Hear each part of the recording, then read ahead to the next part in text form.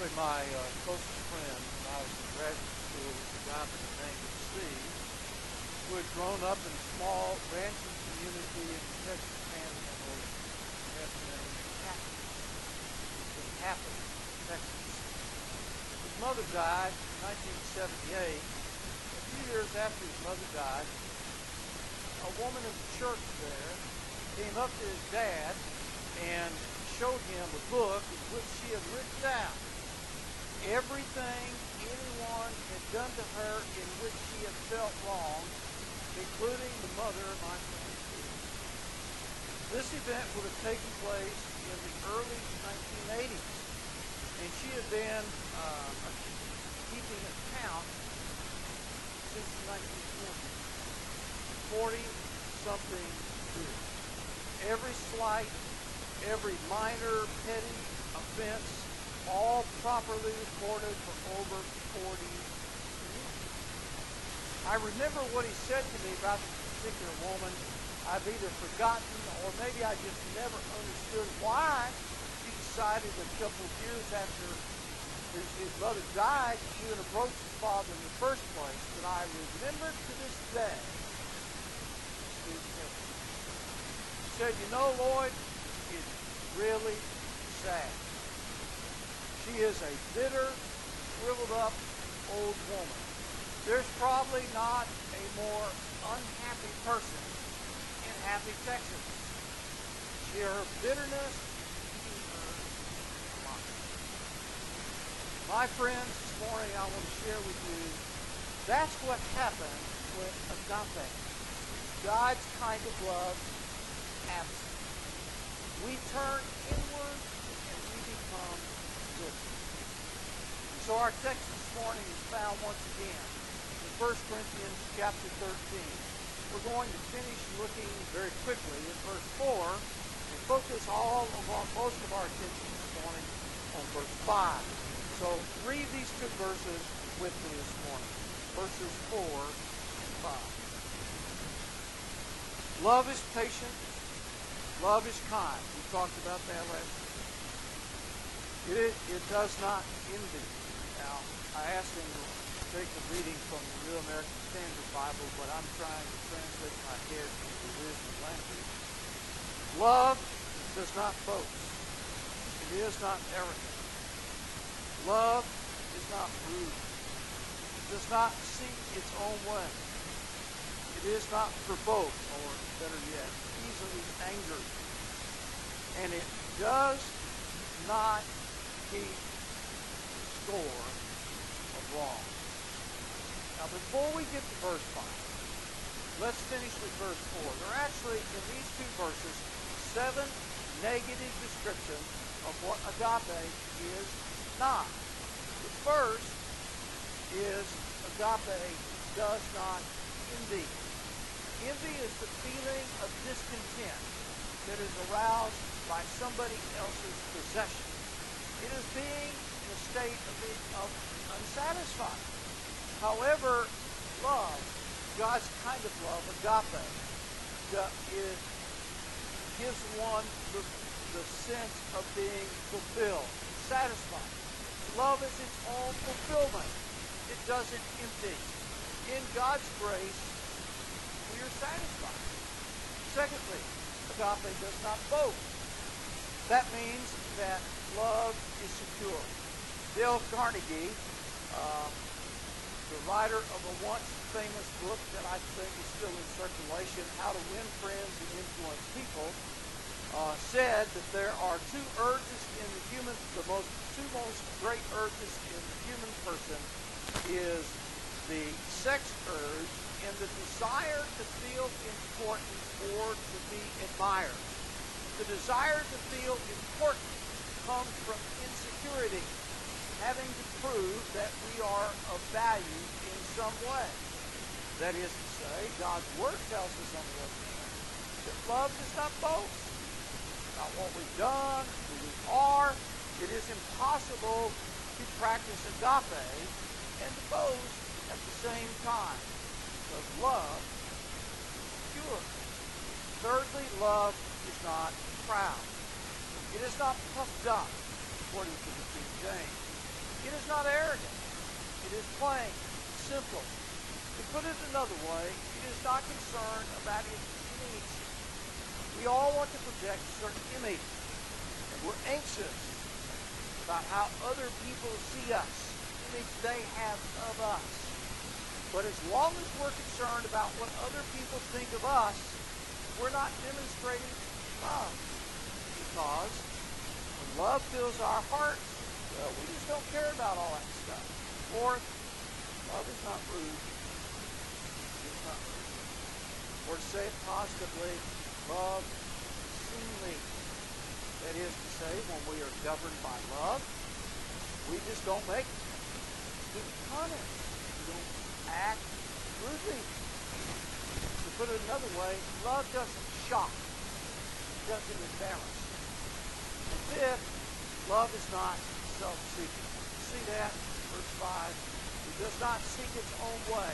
This is the most basic, underlying definition of agape. It is a totally unselfish love. Selfless in every way. The King James Version says, love seeketh not its own.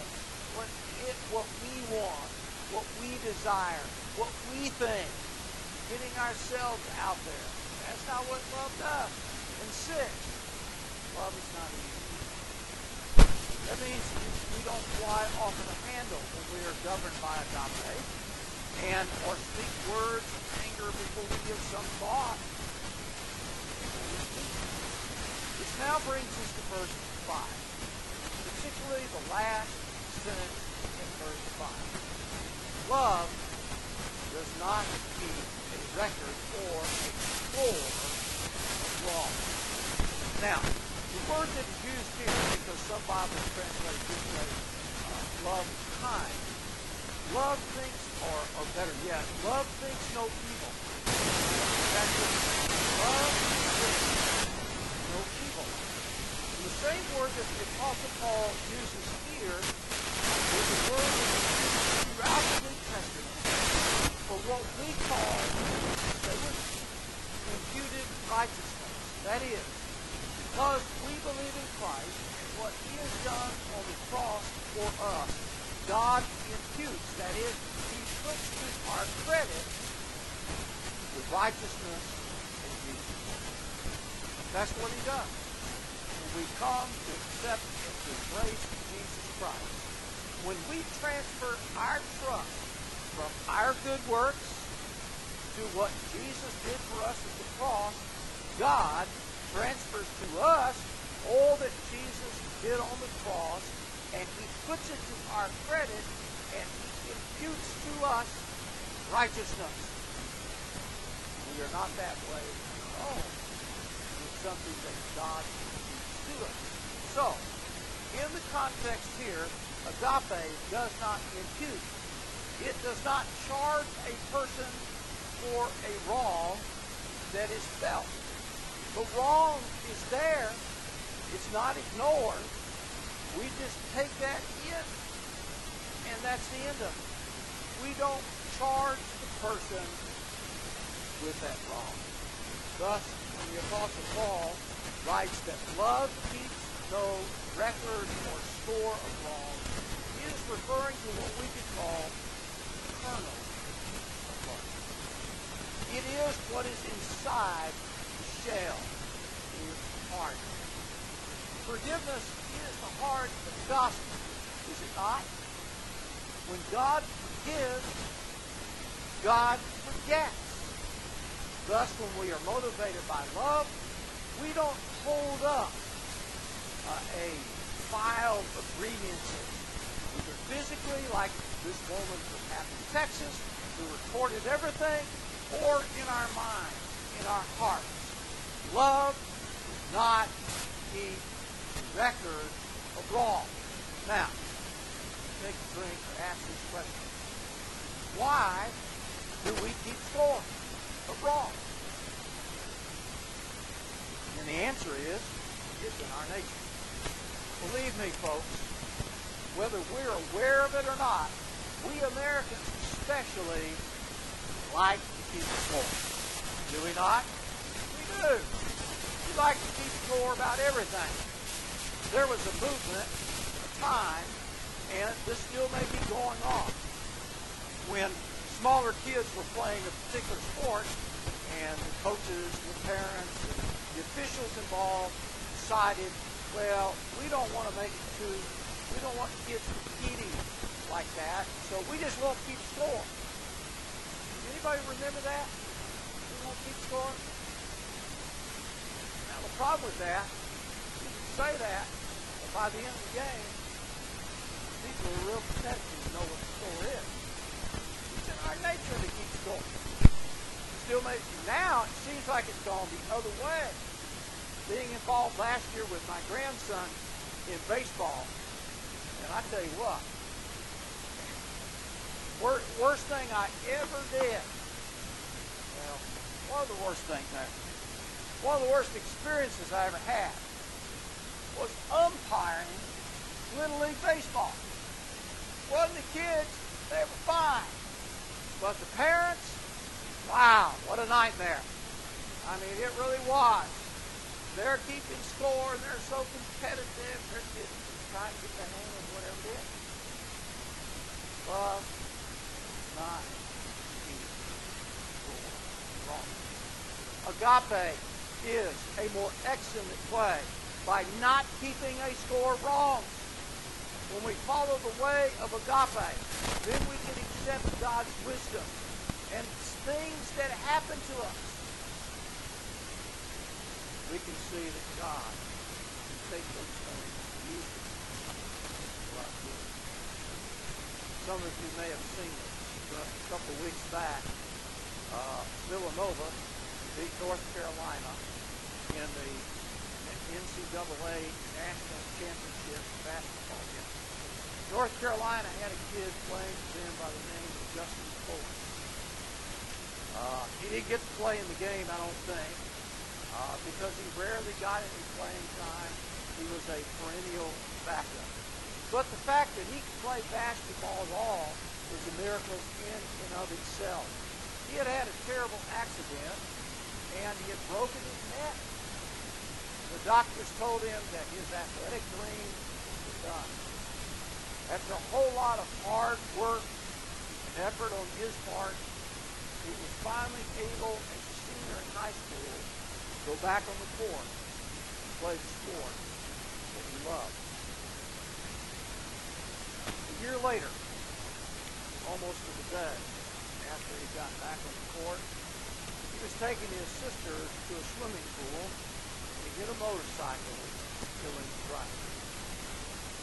After the trial ended, because Justin was charged with the failure to yield the right of way, after the trial ended, the family gave the family of the fatally injured man forgave him. Told him they were forgiving him so that he could make a positive contribution to society. It was a turning point in my life when that family forgave me justice. Taking my focus off my guilt. The opportunity that he was given was not something Justin took for granted. He's happy to be where he is, what he has become. There is no bitterness.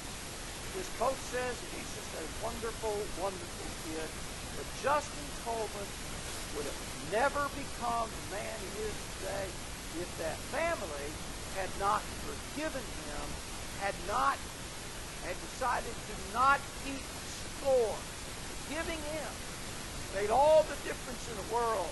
Folks, in relationships, husband and wife, parents and children, in our church, relationships at the workplace, not keeping score is the key. Practicing agape is the key. It makes all the difference. And when agape, God's kind of love, is absent, it's guilt, hurt, pain. Secondly, we follow the way of agape, keeping no score wrong. Then we're able to keep our lives free I bought in early to the promise-keeping movement that started back in the early 1990s before it became a nationwide phenomenon. But it exploded. The size and impact and the demands of ministry was a tremendous strain on the marriage of its leader, former head football coach at the University of Colorado, Bill McCartney. Heaven goes back. His wife, Lindy, candidly described how she battled with bitterness and what terrible destruction it brought to her life. Now I'm going to share her story in her own words. She said, I never enjoyed sharing my husband. I always felt cheated. So many times Christians would send cards of flowers, writing lovely letters, saying how much they appreciated me sharing my husband with them. Sometimes my unchristian spirit would take over, and I'd want to tell them to quit borrowing my husband. I really did not like sharing him, and I began to resent it. People were always poking into our lives, stealing Bill's time, and I was angry with him because he would let them do it. I spent about a year in isolation. The kids were out on their own. It was just the two of us in the house. I didn't answer the telephone. I shut the door to all outsiders. I even shut myself out from people who I thought I needed time to myself. I realized that we had run amok. Though after 30 years together had generated many great, loving memories, I had to confront my own bitterness. I was hopelessly caught, eyebrows deep in pain, and I was blind to all the good. I was a wounded, ugly woman. I had made my husband God, Savior, my sidekick. My life was bleeding profusely. I lost 70 pounds, 30 January alone. It was a very scary time. I was totally and completely wrong. Fortunately, Coach McCartney saw what was happening to his wife and began to reorder his life. God brought Linda McCartney that bitterness would keep her life alive because she was keeping score long. That it was too great a price to pay to restore heart and marriage. Agape is because it doesn't teach us. By not doing so, by not keeping score, we are spared one of life's difficult, painful, and most abusive times. Ever gets hold of you without agape's operating principle, it will absolutely destroy your life. Sometimes it's just tempted to ask, how long have I got to put up with it? Okay. We look at our situation and we see that we have done what was asked. That is, we haven't kept a record of wrong. We have refused to speak. We have taken everything to God. We have agreed that we're all sinners, but the good feeling doesn't last. We have forgiven those that we need to forgive, whether it be husband, wife, friend, or foe, whether it be a boss or a parent, but it doesn't change them. They're as stubborn as ever. How long do I have to keep doing this, we ask. So whenever you get that, whenever you start thinking that way, ask this question. How long has God stood up?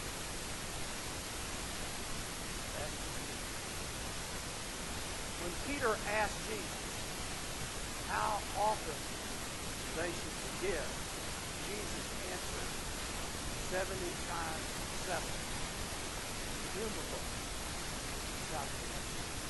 other words, forgiveness becomes a never-ending lifestyle. Don't say, well, I did it once. I've paid my dues. That won't work. Love keeps no record of wrong ever again. If they keep doing wrong, then we just keep tearing up the file, no matter how thick it might have become, no matter how horrific a couple pages might happen.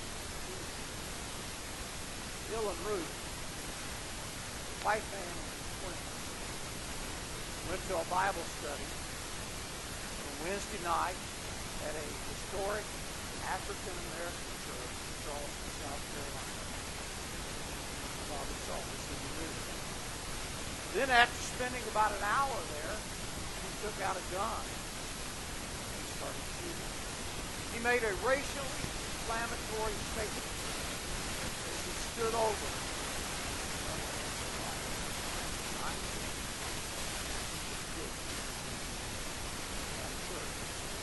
Bill and Ruth later friends. His first court appearance was attended by the relatives of people who'd done that. I forgive you, my family forgive you, said Anthony Thompson's relatives. We would like you to take this opportunity to repent. Do that, and you'll be better off than you are right now. Another family, his relatives did. We welcome you with open arms to our Bible study. You have killed some of the most beautiful people I have ever known. Every fiber in my body hurts. I'll never be the same. Did she do it?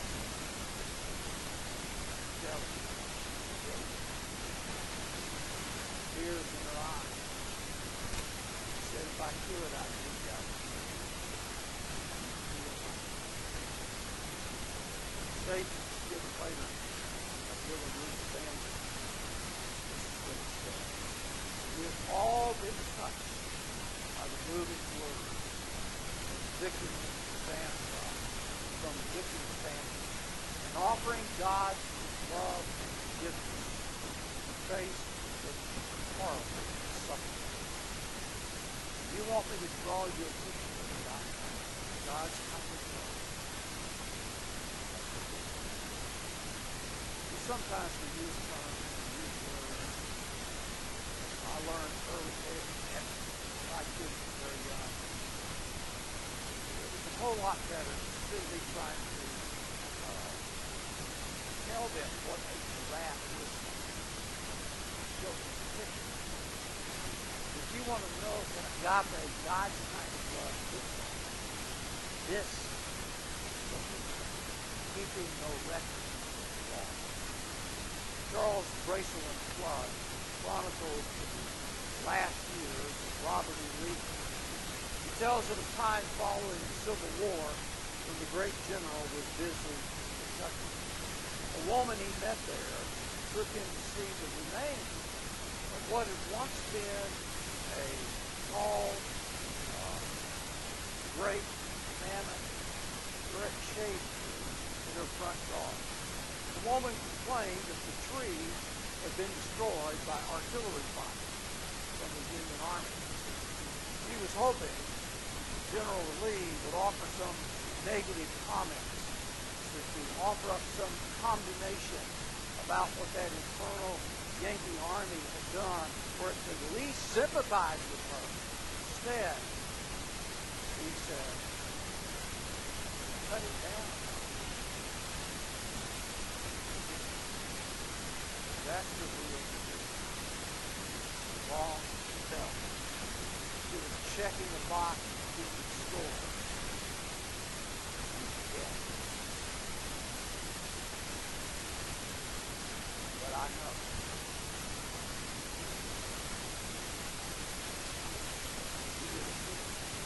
There's some things you can't forget.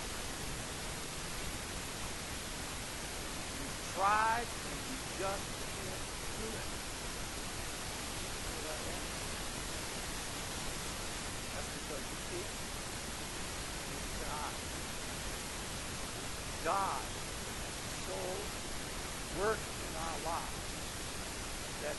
operating principle, agape. It keeps no record of wrong, overwhelmed, giving us the power to forget what we can't forget on our own. God gives us that power. We can't forget. God does. We'll open our lives. He will give us that power. Friends, this is an ingredient here all the time. God. God's power. Jesse Jackson tells the story of his visit to the late Senator Stephen Humphrey. 3 days before Humphrey died. Humphrey had just called Richard Nixon. Many people wondered why. They had been longtime opponents, both politically and philosophically. Jackson asked Senator Humphrey why he had made such a call. Humphrey answered this way. Jesse, from this vantage point, with the sun setting in my life, all the speeches, the political conventions, the crowds, and the great fight are behind me. At a time like this, you are forced to deal with your irreducible essence, forced to grapple with what's really important to you. And what I've concluded about life, when it's all said and done, we must forgive each other and redeem each other and move on. Folks,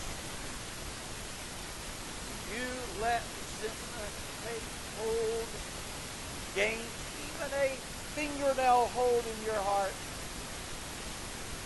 it will simmer, it will build, it will become ugly, and your life will be filled with such ugliness that the people will know. Your heart will know. And if you're filled with this kind of resentment, if you even have a finger hold of this kind of resentment in your life, you'll never be able to move on. You'll never be able to put any ugly things behind you. And the sad fact is, like the unhappy woman in Happy, Texas, many people, including a great number of people who consider themselves Christians, when they become bitter without God's kind of love as the operating principle in their lives, they just get worse, not better.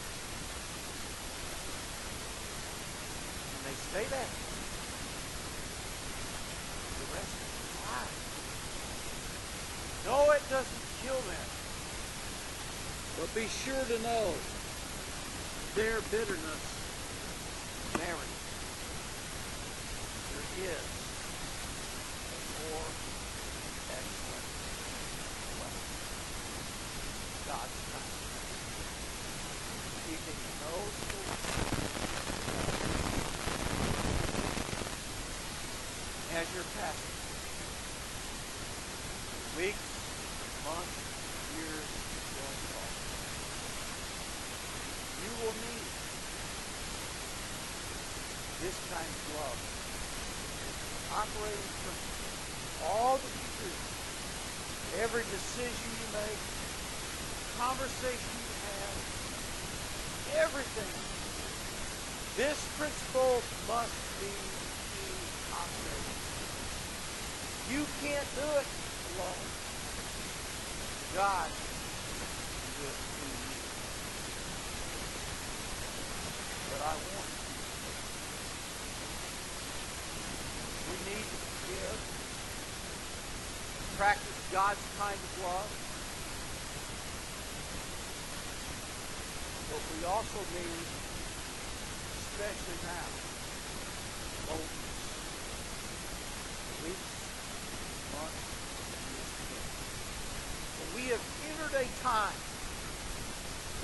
in which we're going to have to learn not only to forgive one another, not to keep score with one another, But as Jesus teaches us, to also forgive our enemies, lest there become like somehow we're going to have to ask and plead to God to give us that knife-edge balance. Having agape, practicing it, living it, but at the same time being bold in our Christian beliefs. A rapidly deteriorating culture, these two things we can't do it. But we're going to need. We're going to find just who we are, just how difficult it is. But as we sang one of the first songs, God, all things can be done. God can. Keep no record. No sin. Be bold. Face what's coming. Never forget.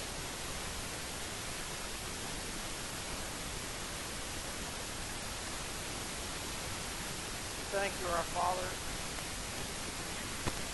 for not only the word, the teaching we have within us. We're thankful, Father, that you don't just tell us what to do. Because we know you, as we walk with you, you give us power we don't have. Really.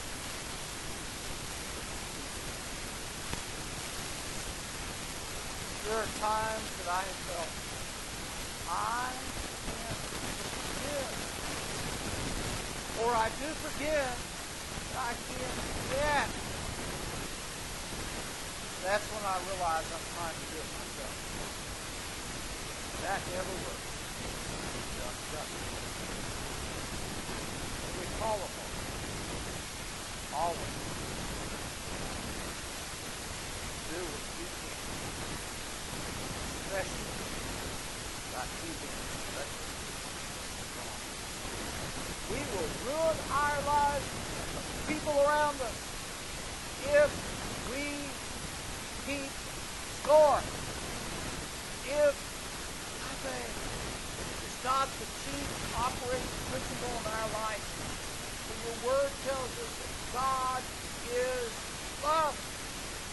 And you are. Jesus, perfect example. Not even ready to fall. Even forgave the man next to him died.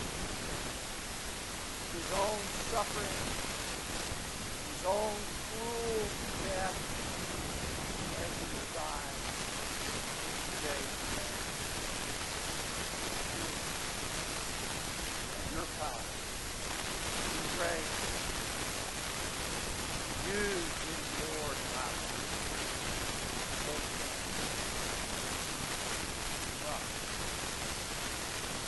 That is what I take.